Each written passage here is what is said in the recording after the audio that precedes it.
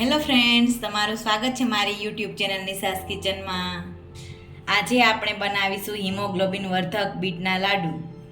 બીટના લાડુ માટે જરૂર પડશે બીટ 500 ગ્રામ બીટ લીધા છે, સૂકા નારિયેળનું છીણ, મિલ્ક પાવડર, કાજુ બદામ ચોપ કરેલા ઝીણા, ખાંડ, દૂધ, એલચી પાવડર અને ઘી.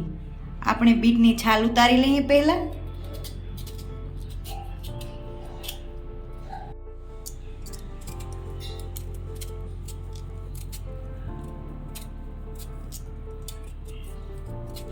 આપણા બંને બીટની છાલ ઉતરી ગઈ છે. હવે તેને છીણી લઈએ. આપણે ગાજરની ખમણી વાપરતા હોય, દૂધીનું ખમણ ને ગાજરનું, એનાથી આપણે બીટને ખમણ કરી લઈએ. આપણું બીટ છીણીને રેડી છે. હવે આપણે એક પેનમાં ઘી એડ કરી દઈએ.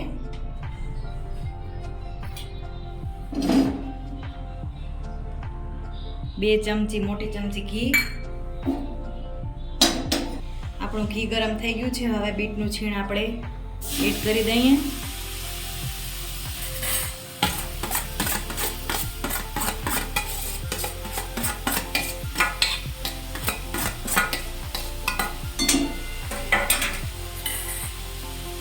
ઘીમાં બીટ આપણું સાતરી લઈએ.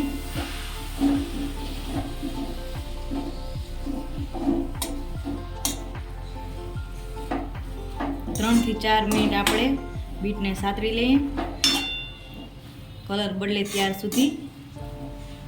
બીટનું છીણ સતરાઈ ગયું છે. હવે આપણે એમાં દૂધ એડ કરી દઈએ.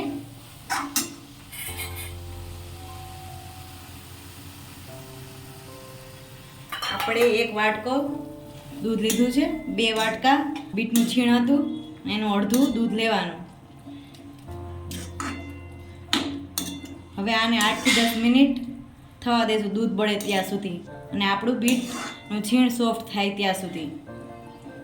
આપણે 8 થી 10 મિનિટ થઈ ચૂકી છે. આપણું બીટનું છીણ સોફ્ટ થઈ ગયું છે અને દૂધ બધું બળી ગયું છે. હવે તેમાં આપણે ખાંડ એડ કરી દઈએ.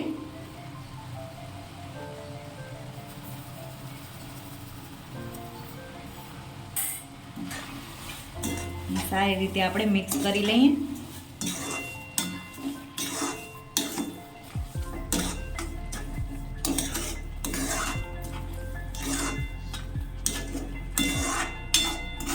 ખાંડ આપણે મિક્સ થઈ ચૂકી છે.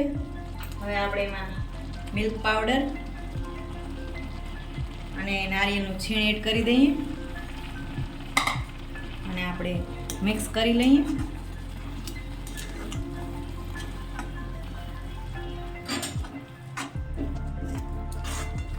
હવે આપણે એલચી પાવડર અને કાજુ બદામ એડ કરી દીધા છે. મિક્સ કરી લઈએ. તમે જોઈ શકો છો આપણું મિશ્રણ ડ્રાય થઈ ચૂક્યું છે.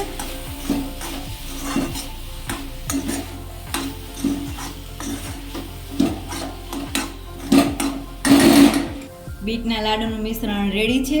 10 થી 15 મિનિટ ઠંડુ પડવા દઈએ, પછી આપણે લાડુ વાળી લઈએ. આપણા બીટના લાડુનું મિશ્રણ ઠંડુ થઈ ચૂક્યું છે. હવે આપણે લાડુ વાળી લઈએ.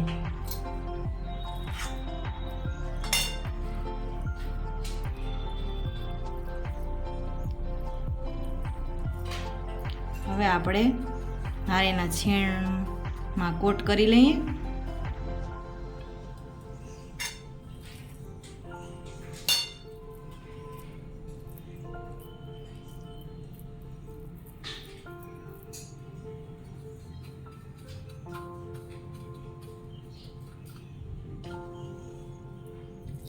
રેડી છે આપણા હેલ્ધી અને સ્વાદિષ્ટ બીટના લાડુ. તમે જોઈ શકો છો. જો તમને મારી આ રેસીપી ગમી હોય તો લાઈક કરો, શેર કરો અને સબસ્ક્રાઈબ કરો.